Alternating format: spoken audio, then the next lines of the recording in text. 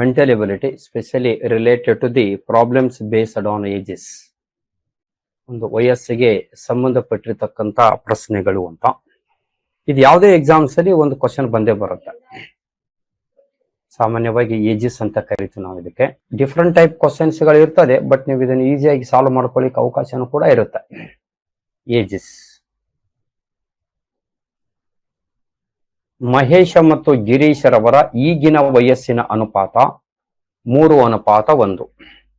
6 ವರ್ಷಗಳ ನಂತರ ಅವರ ವಯಸ್ಸಿನ ಅನುಪಾತ 12:5.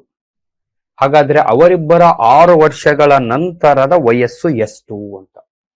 ಇಲ್ಲಿ 2 ಮೆಥಡ್ ನಾವು ಹೋಗೋಣ. ಒಂದು ಶಾರ್ಟ್ ಕಟ್ ಮೆಥಡ್ ನಲ್ಲಿ ಬಿಡಿಸೋಣ, ಇನ್ನೊಂದು ಅಟ್ಲೀಸ್ಟ್ ಅದನ್ನ ಅರ್ಥ ಮಾಡ್ಕೊಳ್ಳೋಣ ಏನ್ ಕ್ವಶನ್ಸ್ ಕೊಟ್ಟಿದ್ದಾನೆ ಅಂತ. ಮಹೇಶ ಮತ್ತು ಗಿರೀಶ ಅಂತಕ್ಕಂಥವ್ರಿದ್ದಾರೆ ಇಬ್ರು.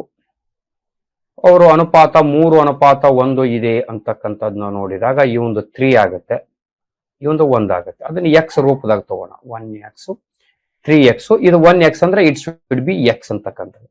6 ವರ್ಷಗಳ ನಂತರ +6, ಇದು x+6 ಅಂತ. 12:5 ಆಗ್ತಕ್ಕಂಥದ್ದು ಅಂತ. ಇದು ಅನುಪಾತದಾಗಿದೆ, ನಮಗೆ ಇದು ರೇಷಿಯೋದಾಗಿದೆ. 12:5. ಇದನ್ನು ಫ್ರಾಕ್ಷನ್ ದಾಗ ಬರ್ಕೊಂಡಾಗ 12/5 ಆಗುತ್ತೆ. ಫಾರ್ ಎಕ್ಸಾಂಪಲ್ ಈಗ ನೋಡಿ, 3:4 ಅದ ಅಂತ ಇಟ್ಕೊಳ್ಳಿ.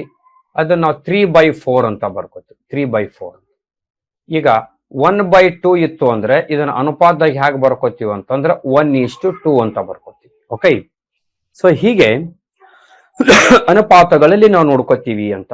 ಈಗ 3x+6, ಸೊ x+6, ಇದು ಅನುಪಾತ 12:5 ಅಂತಾರೆ. 12/5 ಅಂತ. ಇದು ಒಂದು ಪ್ರೋಸೆಸ್ ಮೆಥಡ್ ನಲ್ಲಿ ಸಾಲ್ವ್ ಮಾಡ್ತಕ್ಕಂಥ ಒಂದು ಮೆಥಡ್. ನಾವೀಗ ನಮ್ಮದೇ ಆಗಿರ್ತಕ್ಕಂಥ ಒಂದು ಬೇರೆ ಒಂದು ಮೆಥಡ್ ನಲ್ಲಿ ಸಾಲ್ವ್ ಮಾಡೋಣ. ಹೇಗೆ? Simple logic. ಕೊಟ್ಟಿರೋ ಸಂಖ್ಯೆನ ಆಸ್ ಇಟ್ ಈಸ್ ಆಗಿ ಬರ್ಕೊಳ್ಳಿ. 3:1, 6 ವರ್ಷಗಳ ನಂತರ r ಈ ಕಡೆ ತಗೊಳ್ಳಿ. 12:5. ಇದನ್ನ ಹೇಗೆ ಮಾಡ್ಕೋಬೇಕು ಅಂದ್ರೆ A, B, C, D, E ಅಂತ ಕೋಡ್ ಹಾಕೊಂಡ್ರಿ. ನೀವು ಬೇರೆ ಬೇರೆ ಮೆಥಡ್ ನ ಬಿಡಿಸ್ಬೋದು, ಅವ್ರವ್ರ ಮೆಥಡ್ ಇರ್ತದೆ ಈಗ. ಬಟ್ ಆನ್ಸರ್ ಎಲ್ಲ ಒಂದೇ ಬರೋದು. ನೀವು ಈ ಟೈಪ್ ಮಾಡಿದ್ರು ಆನ್ಸರ್ ಶುಡ್ ಬಿ ಸೇಮ್, ಈ ಟೈಪ್ ಮಾಡಿದ್ರು ಆನ್ಸರ್ ಶುಡ್ ಬಿ ಸೇಮ್. ನಿಮ್ಗೆ ಯಾವ್ದು ಅನುಕೂಲ ಆಗ್ತದೋ ಆ ಮೆಥಡ್ ನೀವು ತೆಗೆದುಕೊಳ್ಬಹುದು. ನಾನೊಂದು ಫಾರ್ಮುಲಾ ಕೊಡ್ತೀನಿ ನಿಮಗೆ ಇಲ್ಲಿ. ಏನಪ್ಪಾ ಅಂದ್ರೆ C minus D into E whole divided by AD minus BC. Simple ರೀ, ಏನಂತ ದೊಡ್ಡ ಫಾರ್ಮುಲಾ ಏನಲ್ಲ. C minus D, CD ಅಂತ ಗೊತ್ತಾಗ C minus D into E, AD minus BC. ನೀವು ಬಿ ಎದವ್ರಿದ್ರಿ ಅಂತಂದ್ರೆ ಬಹಳ ಈಸಿಯಾಗಿ ನೀವು AD ಮತ್ತು BC ಅಂತಕ್ಕಂಥದ್ದನ್ನು ಓದಿರ್ತೀರಿ. C minus D, C 12 ಇದೆ, D 5 ಇದೆ.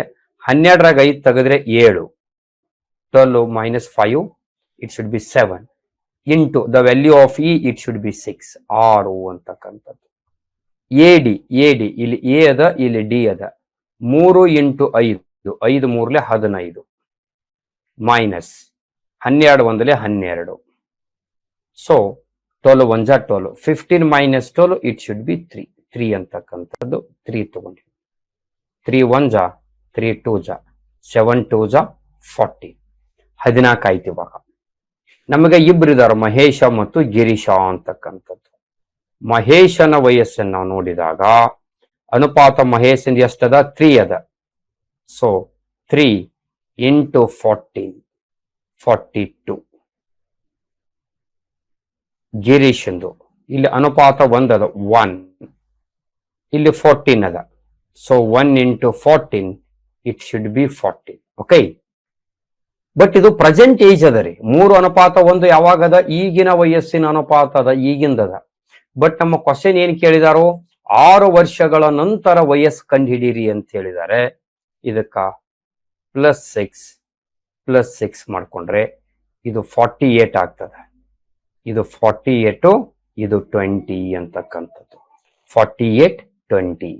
So option B is the correct answer ಅಂತಕ್ಕಂಥ ಬಹಳ ಸಿಂಪಲ್ ರೀ. ಫಾರ್ಮುಲಾ ಐತೆ ಒಂದು ಕಷ್ಟ, ಅಥವಾ ಡೈರೆಕ್ಟ್ ಆಗಿ ಆನ್ಸರ್ ಮಾಡ್ಬೋದ ಸರ್? ಮಾಡಬಹುದು, ಬಹಳ ಸಿಂಪಲ್ ಆಗಿ. ಇನ್ನೂ ಒಂದು ಮೆಥಡ್ ತಗೊಳ್ಳಿ, ಇದು ಇದೇ ಟೈಪ್ ಅದ. ಬಟ್ ನಮಗ 6 ವರ್ಷಗಳ ನಂತರ ಆತ ಅನುಪಾತ ಕೇಳಿದಾನೆ ಅಂದ್ರೆ ಫಸ್ಟ್ ಅದನ್ನ ಹಾಕೋಬೇಕು.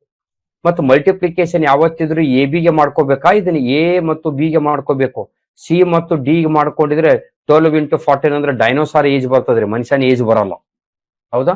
ಸೊ ಹಾಗಾಗಿ 6 ವರ್ಷಗಳ ನಂತರ ಕೇಳಿದಾರೆ ಅಂದ್ರೆ ಫಸ್ಟ್ ಅದನ್ನ ಹಾಕೊಳ್ಳಿ. 6 ವರ್ಷಗಳ ನಂತರ 12:5 ಪ್ರೆಸೆಂಟ್ ಹಾಕೊಳ್ಳಿ.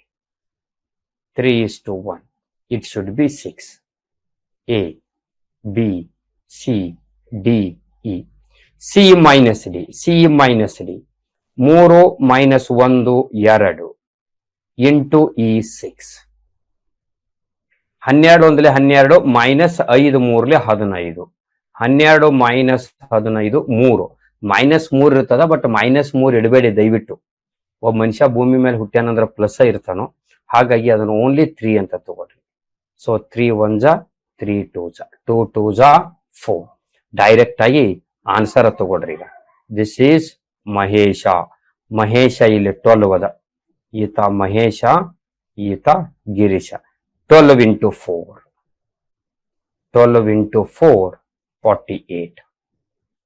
ಗಿರೀಶ ಇಲ್ಲಿ 5 ಅದ, ಇಲ್ಲಿ 4 ಅದ. This is 5 into 4 20. ನೋಡ್ರಿ, ಒಂದೇ ಸ್ಟೆಪ್ ಮುಗಿತ್ರಿ. ಇಲ್ಲ ಇದೇ ನೀವು ಮಾಡೋ ಅವಶ್ಯಕತೆನೇ ಇಲ್ಲ, ಇದು ಒಂದೇ ಸ್ಟೆಪ್. ಸೊ 12 ಅದ, 4 ಅದ 48, 12 4 48, 12 4 48, 5 4 20, 48 20. ಇಷ್ಟರಲ್ಲೇನೆ you'll get the answer. ನಿಮಗೆ ಆನ್ಸರ್ ಬರುತ್ತೆ ಅಂತಕ್ಕಂಥದ್ದು. ತುಂಬಾ ಕಾಂಪ್ಲಿಕೇಟೆಡ್ ಡಿಫಿಕಲ್ಟೀಸ್ ಅಂತ ಏನಲ್ಲ. Did you understand?